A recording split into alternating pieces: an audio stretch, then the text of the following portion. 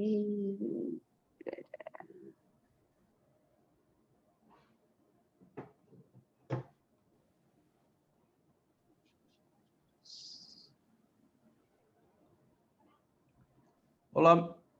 Olá, metalúrgico, olá, metalúrgica, olá, trabalhador da ativa, aposentado ou pensionistas.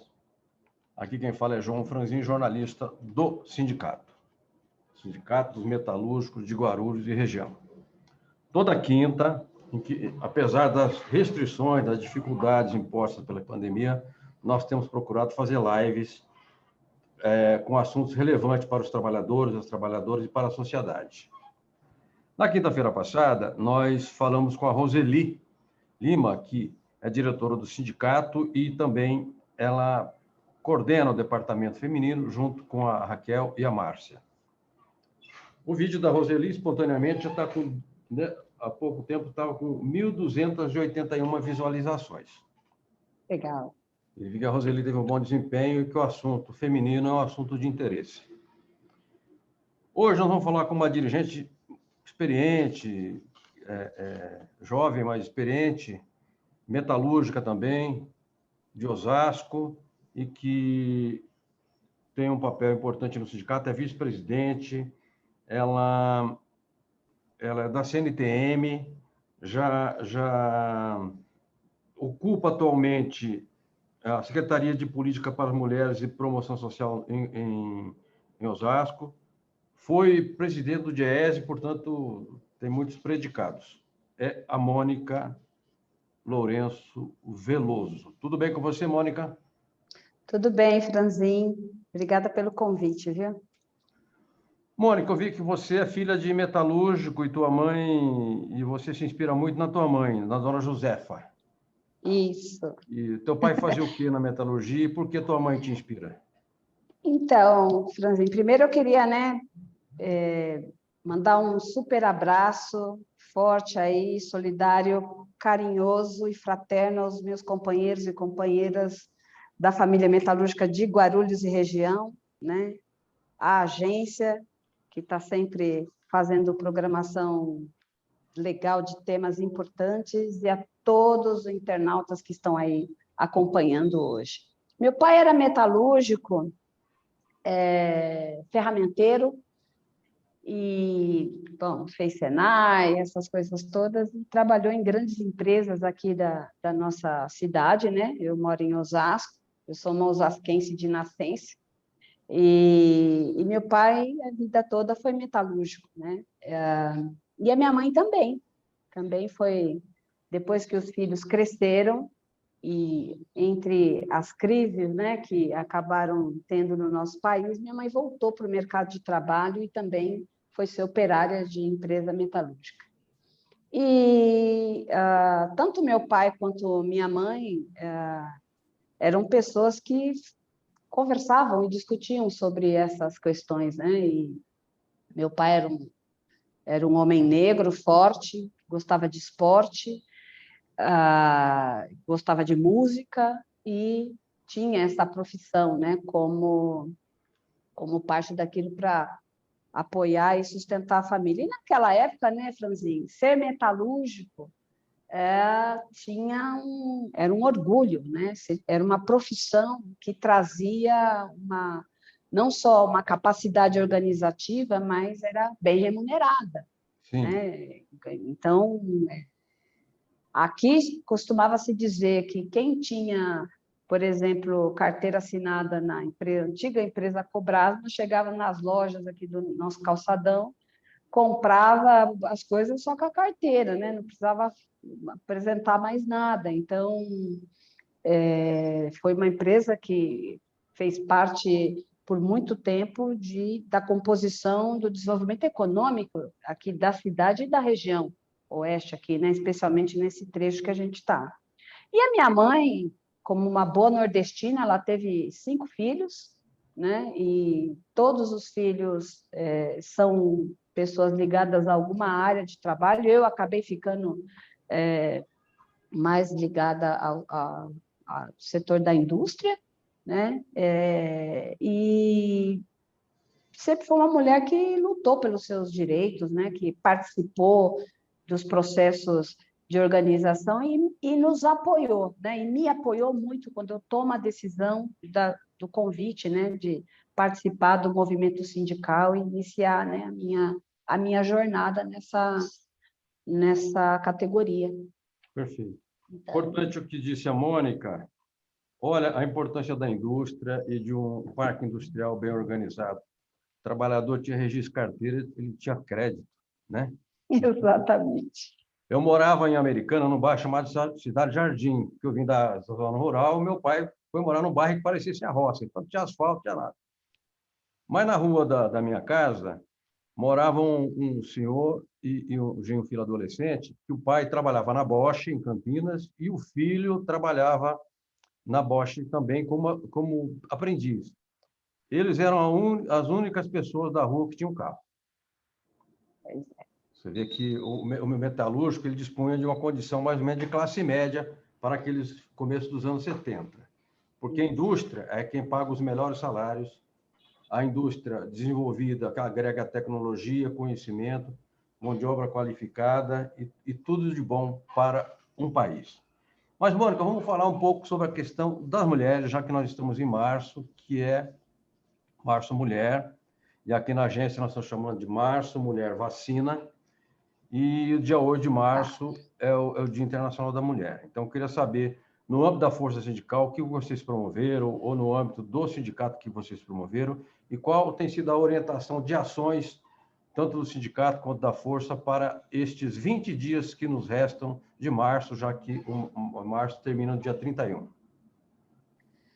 Assim, é o seguinte, acho que é uma coisa legal de já frisar aqui, né? Eu queria também mandar um super beijo aí para a Roseli, né? Em nome aí das diretoras das Metalúrgicos de Guarulhos, da Leninha, Metalúrgicos de São Paulo, da Rosimari, Metalúrgicos de Jundiaí, e aqui de Osasco, a companheira Etelvina, mais conhecida como Teca.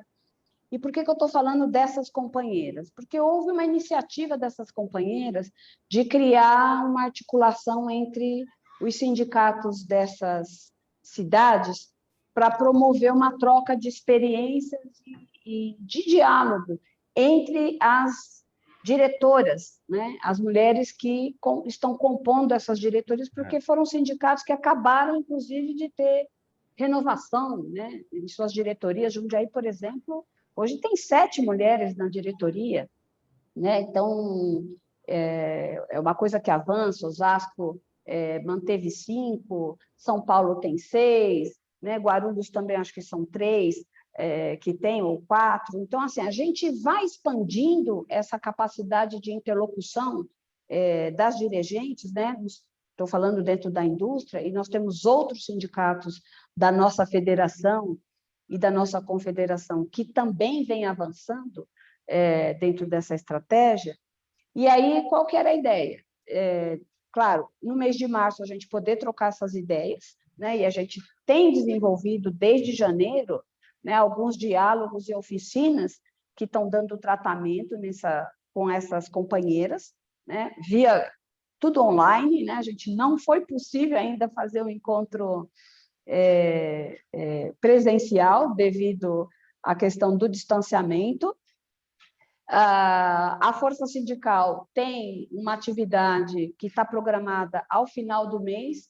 Nós temos, né, como você bem disse, o Março Mulher é um calendário que é o mês inteiro. A gente aproveita o mês inteiro para tratar de temáticas. Esse ano, e não pode ser diferente, além da gente estar tratando da questão da vacina, e a vacina tem uma lógica. Quando a gente fala da vacina, nós estamos falando da preservação da vida.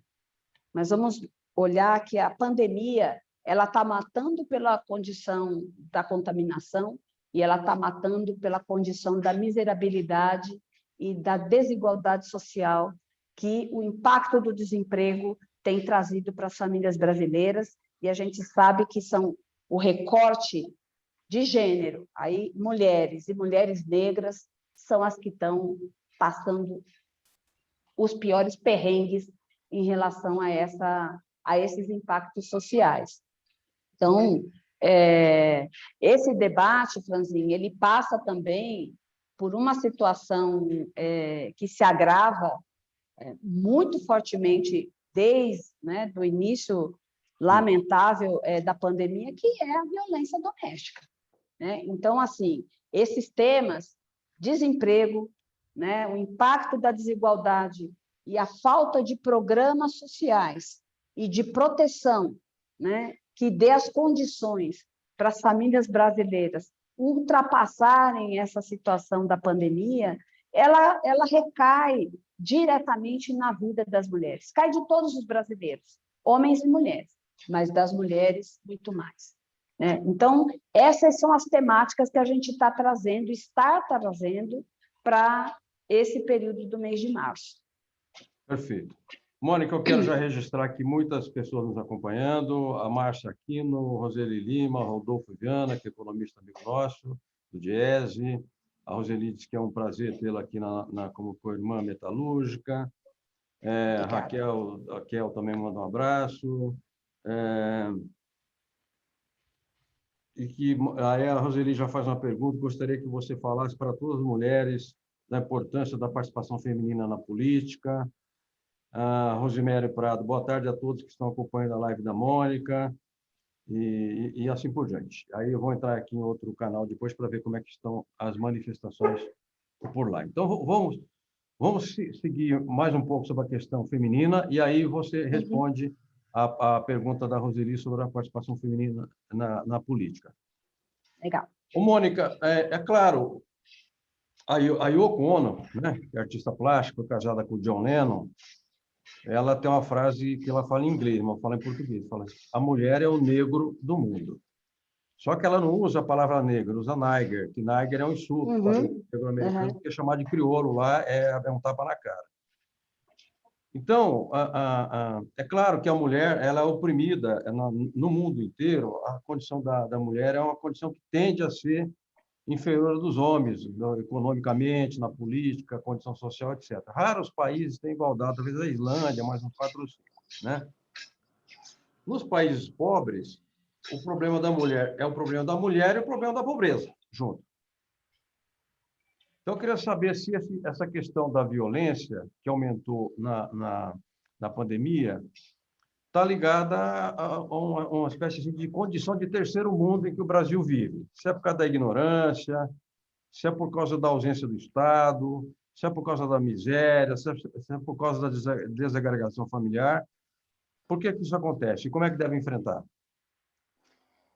Bom, eu acho que já trazendo exatamente essa questão, né, acho que junta duas coisas, viu, Franzinho? Tanto essa frase da Yoko, quanto a questão que a companheira Roseli já traz, é algo que a gente tem se debruçado enquanto, né, movimento de mulheres. Veja bem, a gente não vai resolver nenhuma democracia se sustenta quando a gente não tem uma participação, né, que constrói a relação de igualdade. E a gente vai falando essa palavra igualdade, ela virou um pouquinho moda, né? Né, as mulheres têm que ser tratadas com igualdade. Mas o que é essa igualdade?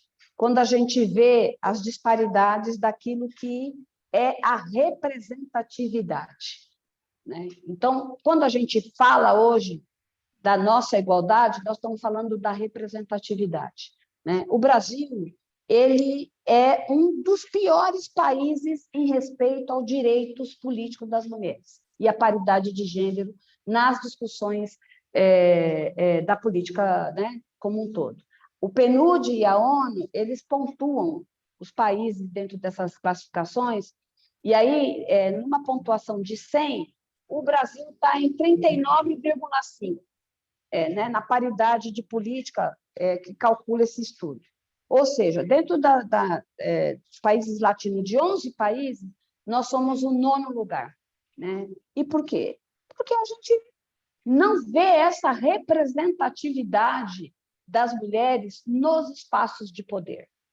E aí, eu te digo o seguinte, quem usa a política ou seja, as políticas públicas também precisam formulá-los, entende? Então, assim, a paridade de gênero dentro da discussão política, em tudo quanto é nível que seja da construção, ela permite que a gente possa ter um olhar, inclusive daquele que é o usuário, né? Então, quem é a pessoa, qual é o usuário do nosso SUS hoje?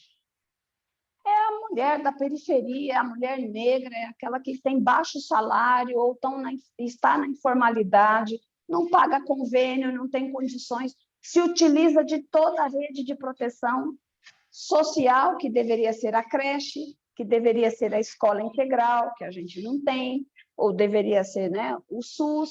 Eu estou falando de um SUS do antes-pandemia, tá? O pós-pandemia é um outro SUS, né, que eu espero que a nossa sociedade brasileira entenda a importância que é esse gigante hoje na vida dos brasileiros, né? Mas se a gente olha minimamente para essas condições, nós vamos ver que essa falta de representatividade nas câmaras municipais, nas assembleias e no Congresso tem a ver com a baixa ou quase nenhuma representatividade das mulheres, seja na questão do voto, seja na questão dos partidos políticos. E aí a gente pode também refletir isso, esse espelho ele vai para dentro das entidades sindicais, ou seja, o espaço de poder onde você tem tomadas de decisão tem uma relação muito direta com aquilo que a gente se encontra hoje como desigualdade. E a gente fala isso com muita clareza, porque é uma questão de desenho e modelo de sociedade, né? Então, quando eu penso um desenho, um modelo de sociedade que exclui as mulheres, né, ou essas mulheres negras, ou as pessoas, né, no recorte racial, de oportunidades no mercado de trabalho, né, de ter salário igual para trabalho igual, de ter acesso às universidades, de ter acesso ao conhecimento científico, eu estou moldando qual é o modelo de sociedade que eu estou construindo, e os reflexos disso é o que a gente vive hoje, né? Então, para nós, a representatividade é um ponto fundamental nesse debate. Perfeito, Mônica. Eu falo hoje, para quem nos acompanha agora, eu sou João Franzin, jornalista do Sindicato dos Metalúrgicos Guarulhos e Região. Quinta-feira, a nossa live da quinta recebe, né? Porque não é uma entrevista, aqui é um bate-papo, né? Recebe a Mônica Veloso, que é metalúrgica de Osasco e é secretária, atualmente exerce, né, o cargo de secretária de Política para Mulheres e Promoção da Diversidade. Quero fazer uma observação. Prefeito de Guarulhos é homem, da nossa base, tá? Arujá é homem, Mariporã é homem, Santa Isabel é homem. Não me consta que haja alguma vice-prefeita. O vice-prefeito de Guarulhos é homem, o presidente da Câmara é homem. Quando você olha para o secretariado, sobretudo nas pastas que têm mais impacto, ou seja, desenvolvimento, obras, financeiro, etc., etc., todos ocupados por homem. Todos ocupados por homem. Então, é aí que está a questão da representatividade que fala a Mônica, né? Porque não é só na representatividade do voto, teve mais vereador, mais deputado, é preciso ter secretário de Estado, é preciso ter ministro de Estado, né? Mais mulheres, mais governadores, pouquíssimos governadores, e talvez a principal conquista que nós tivemos nos últimos anos no Brasil, que foi garantir o Fundeb, quem relatou foi uma mulher, foi uma professora. É verdade. Eu acho que o fato dela ser mulher, professora, abriu o horizonte do entendimento sobre a importância do Fundeb e que o governo queria cortar. Na verdade, o Jair Bolsonaro queria meter o facão. Então, só... Você sabe que só 11% dos municípios brasileiros elegeram prefeitas em 2020. Tá? Muito pouco. Então, né, isso é o que... Veja o que isso vai representando em toda a escala do processo de organização, né, da política institucional brasileira. Ô, Mônica, vamos falar um pouco da sua experiência concreta na máquina pública, à frente da Secretaria de Política para Mulheres e Promoção da Diversidade. Do que exatamente cuida essa pasta em Osasco? Essa pasta, Franzin, nós somos, vamos dizer assim, brindados, né? Um presente que nós recebemos, ficamos muito felizes com o convite, né, que a aliança do processo eleitoral do ano passado nos propiciou, que era assumir a Secretaria de Políticas para a Mulher e Promoção da Diversidade. Tá. Então, a nossa secretaria ela toca 2 temas que são importantes, né, com 2 áreas, né, que, inclusive, dentro daquilo que são os processos de desigualdade, são a população mais fragilizada, né, que é a população LGBTQI+, e é a população feminina. E aí, com todos os recortes de raça, né, e tudo mais. Então, essa secretaria ela tem uma composição, ela não é muito grande, mas ela tem um desafio gigantesco de implementar 3 eixos muito fundamentais. O primeiro deles é uma política, né, de enfrentamento e de combate a todo e qualquer tipo de violência privada ou institucional. Osasco é uma cidade que participa já de algumas estratégias e fóruns de enfrentamento já há muitos anos. Nós temos alguns equipamentos aqui na cidade, como é o Centro de Referência de Combate à Violência Municipal, né? Aqui o consórcio CIOeste tem uma ação estratégica e, inclusive, dentro desse consórcio, uma estratégia regional de combate, aí uma casa-abrigo, né, para aqueles casos e situações em que a medida protetiva é a única solução para salvar a vida daquela vítima de violência. Então, nós estamos integrando e articulando uma grande rede de serviços e de política pública aqui que linka educação, Câmara Municipal, saúde, segurança pública pela Lei Guardiã Maria da Penha, a própria Secretaria da Mulher e as secretarias correlatas aí que atuam com ações sociais, assistência social, fundo social, trabalho, né? Então, essas secretarias estão atuando e construindo um marco para pensar uma rede articulada de enfrentamento. Esse é o primeiro. E com também com 2 equipamentos, além da própria casa, que é uma casa de passagem, que a nossa cidade não tem, né? Que é uma casa de acolhimento inicial para essa vítima, para que ela possa ter ali as condições de pensar as alternativas de sair do ciclo, né? Mas que não corre risco de vida, por exemplo. Então, essa é a casa de passagem. Nós vamos implementar, a partir de um projeto desenvolvido anteriormente, né, o mesmo governo, mas anteriormente, que é a Casa da Mulher Brasileira, um guarda-chuva em que todos esses serviços e equipamentos que eu estou falando aqui vão atuar dentro de uma única área. Aí você inclui Conselho Tutelar, Defensoria Pública, Ministério Público, além, né, do próprio atendimento em si, né, dentro dessa estratégia.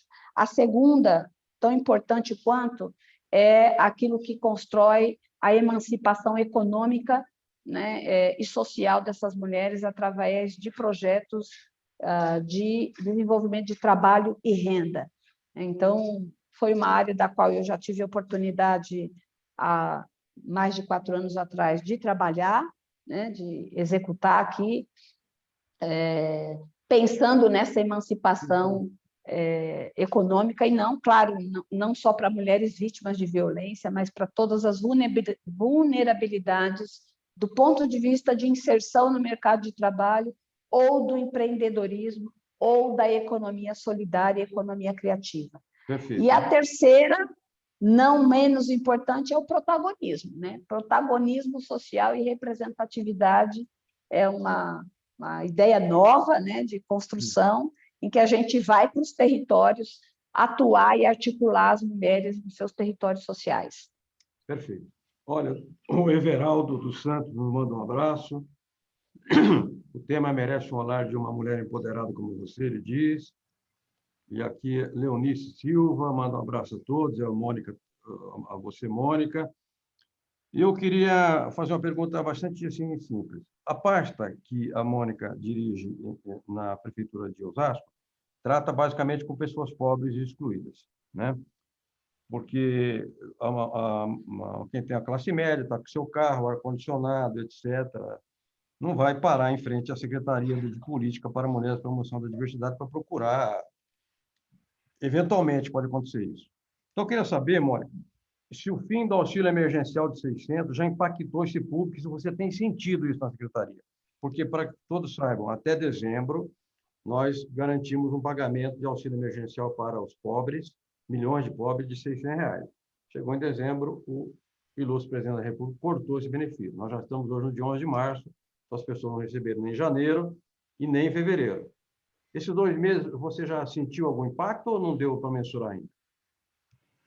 É claro que o impacto ele vem, né? O auxílio emergencial é outra coisa que está dentro daquilo que são as campanhas das centrais sindicais, do movimento sindical aqui também da nossa região, e as mulheres, obviamente, também estão engajadas dentro dessa estratégia. Aqui, Franzinho, o governo municipal, o ano passado, já dentro da estratégia de enfrentamento da pandemia, estabeleceu um cartão alimentação no valor de R$ 70 por criança matriculada na rede municipal, já nesse sentido de fazer, né, um aporte às famílias, isso antes do auxílio ser aprovado do ano passado. 60 então, ou 70? 70 reais por criança. Tá? Então, isso já minimizou, obviamente, e ajuda bastante. Né? Então, existe um programa próprio aqui dentro do município de Osasco que se diferencia um pouco dentro dessa estratégia. Agora, é óbvio e é claro que o auxílio emergencial, ele amplifica isso.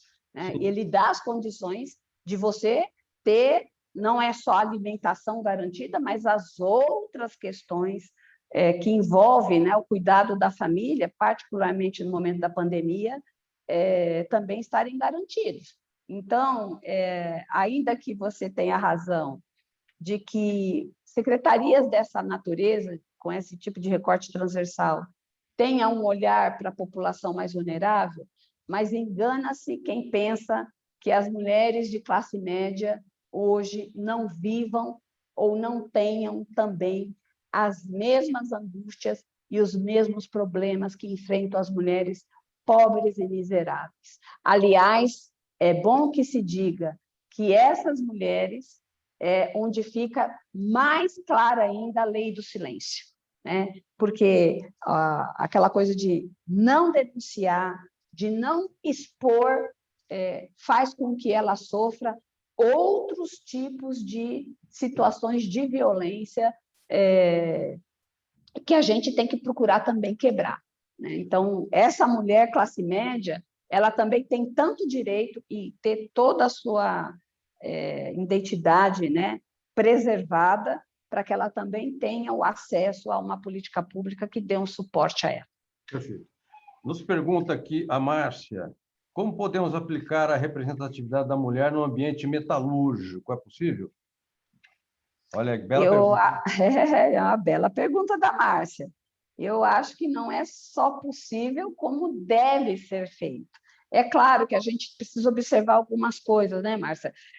Nós vivemos uma categoria, né, seja no passado ou ainda no presente, em que a maioria, ou majoritariamente, os profissionais dessa categoria são homens. Mas nós representamos, em alguns setores, 20%, e alguns deles mais de 20%. Quando você pega, por exemplo, o eletroeletrônico, as mulheres são muito mais do que 20% do setor. Né? Então, esse equilíbrio de correlação, de representatividade, ele também é possível ser feito no setor metalúrgico. Uma vez me perguntaram, Franzinho, eu estava até com o Gilberto Almazan, companheiro ratinho aqui dos metalúrgicos de Osasco, numa atividade do setor siderúrgico. E um país né, uma reunião global, que a Industrial estava realizando aqui no Brasil, e um dirigente levantou e disse: olha, nós não vamos defender que mulheres trabalhem no setor siderúrgico, devido aos riscos de saúde e segurança a que elas podem ficar né, expostas.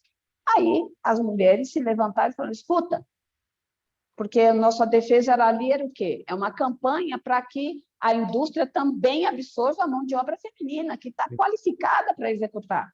Hoje, são poucos os tipos de atividade que as mulheres não possam fazer, inclusive no setor metalúrgico, né? Eu conheço uma companheira da Colômbia que opera aqueles caminhões de mineradora que tem uma altura de quase 20 metros, né? Aquela coisa gigantesca, tem a altura de um prédio. Então, do que nós estamos falando aqui? E aí a gente disse o seguinte para o companheiro daquele país, inclusive, que era da Europa: se a siderurgia, se o setor de mineração é perigoso para uma mulher, ele não é perigoso para um homem. Nós não temos que lutar para ter saúde e segurança para todos os trabalhadores e trabalhadoras? Então, eu acho que a gente precisa reconstruir, né, aquilo que a gente pensa enquanto organização. Sim. Né? Não dá para pensar em representar uma categoria quando parte dela não se vê, né, representada ou não ter voz naquele espaço. Então, por que as mulheres não estão no sindicato? Bom, talvez porque não temos nenhuma mulher ali onde ela se veja, né? Ou ela se sinta representada. Então, promover e articular esse tipo de espaço, defender esse tipo de espaço é fundamental. Perfeito. A Raquel, rapidamente, por gentileza, Mônica, nós já estamos correndo quantos segundos aqui. A Raquel pergunta: como é que combate a desigualdade salarial? Porque a desigualdade do homem para a mulher é concreta, e quando se trata da mulher negra, a desigualdade é maior ainda, né? Então, é por convenção coletiva, por acordo coletivo, por meio de lei, greve, como é que faz? Eu acho que são todos esses instrumentos, e né, todos eles juntos, todos eles são importantíssimos, né? E o recorte, de novo, né, da desigualdade, ele se coloca exatamente nesse tipo de situação. Vejam vocês que hoje as nossas convenções coletivas, e no caso do metalúrgico, nós temos uma das convenções coletivas mais modernas do país, que está né, da região latino-americana e de muitos países. Né? Nós temos convenções coletivas muito modernas e importantes, mas hoje nós temos uma legislação brasileira que procura minar aquilo que nós conquistamos enquanto categoria, colocando o legislado, o negociado sobre o legislado. Né? A gente vive uma sociedade e um modelo, de novo, de país, né, em que o direito é custo para o desenvolvimento. Né? Essa é uma ideia muito fechada, é uma ideia errônea daquilo que se pensa como um desenvolvimento de uma sociedade. Não tem como você pensar o desenvolvimento de uma sociedade quando você faz recortes e assola, né? Você cria bolsões de miséria e de desigualdade com esse tipo de recorte. Então, os sindicatos têm que combater. E combater é assim: qual é o sindicato que tem a pauta racial como pauta dentro das suas campanhas salariais? Essa é uma questão que a gente traz para a provocação, né? Como a gente já teve momentos de ter que colocar na pauta da campanha salarial que precisava ter nos ambulatórios e nos espaços coletivos internos das empresas caixinha com absorvente. E houve gente que dava risada e falava assim: não, como assim? Não, tem que ter sim, porque você trabalha com mulheres. Então, a gente vai vencendo e superando os preconceitos, né? E tem que tirar esses paradigmas que querem rebaixar aquilo que a gente pode avançar e superar. Mônica, eu quero agradecer muitíssimo a sua participação. Por falar em mulher, minha mulher está me ligando aqui. Ela não sabe que eu estou Depois. Ela não sabe que eu estou na live, deixa eu recusar aqui. Bem, eu quero agradecer muitíssimo, em nome da diretoria do sindicato, a participação da Mônica, que é amiga da casa, uma sindicalista muito respeitada, uma mulher muito articulada, muito inteligente, e que falou com a gente aqui um pouco sobre as questões femininas, né? Não necessariamente trabalhistas, né? Mas da luta trabalhista, sindical e cidadã da mulher, dessa importância da representatividade, que, aliás, vou até aproveitar aqui que a Roseli, a Raquel e a Márcia estejam nos acompanhando, para a gente levar essa discussão para dentro das CIPAs, né? Que eu tenho observo que tem muito homem na CIPA, não tem muito homem, tem falta a participação feminina nas CIPAs, por exemplo, e a mulher, pela sua própria condição e vivência, ela tem um olhar mais aguçado sobre questão de saúde e segurança, eu não tenho dúvida disso. E para terminar com uma fala que é reveladora do preconceito no Brasil contra as mulheres, nós tínhamos aqui na Fiesp, na Federação das Indústrias, um presidente chamado Mário Amato.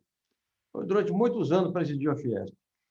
E, um certo dia, ele se encontrou com a Dorothea Werneck, que era ministra do Trabalho, acho que do governo Itamar, do Fernando Henrique, mas acho que era do governo Itamar. E aí o Mário Amato disse assim, nossa, apesar de ser mulher, ela é inteligente. Então, quer dizer, um dirigente classista da maior federação de indústria da América Latina falar uma bobagem dessa, isso denuncia o preconceito que precisa ser combatido por todos nós, homens e mulheres, cotidianamente. Mônica, como é que faz contato com vocês? Tem um e-mail, tem um WhatsApp? Qual é a forma? Então, tem sim, né? Além das minhas redes sociais, né? Eu tenho Face, eu tenho Instagram, pode mandar mensagem lá no privado, a gente responde. O meu e-mail é o monicaLveloso@hotmail.com. Mônica L. monicaLveloso@hotmail.com. Sim. E o nosso WhatsApp é o 97120-2740. E eu estou à disposição, né, das companheiras, dos companheiros dessa categoria, mas do nosso só as categorias da sociedade para a gente resgatar esses valores, né, humanos, democráticos, de justiça, de fraternidade, né, e de união, que faz parte da nossa essência, Franzinha. Então, eu quero agradecer muitíssimo esse convite. Roseli, muito obrigada. Um beijo muito grande no coração de vocês. Do meu companheiro Everaldo, que sei que está se curando aí, porque, infelizmente, né, teve aí a confirmação de contágio. Estou orando por você, espero que você se recupere muito breve. Ao companheiro Cabeça, o presidente aí, a você, Franzinho, que está sempre trazendo o tema, ligadão aí, provocando a gente para que a gente possa cada vez mais trabalhar pela essa sociedade, pela nossa e pela classe trabalhadora. Obrigada mesmo pela oportunidade. Obrigado, Mônica. Eu que agradeço e fico feliz em te recepcionar, ainda aqui à distância. Nos veremos em breve. Abração. Abração. A todos e a todas, Tchau. um abraço. Até quinta-feira com uma nova live do Sindicato dos Metalúrgicos de Guarulhos e região. Forte abraço.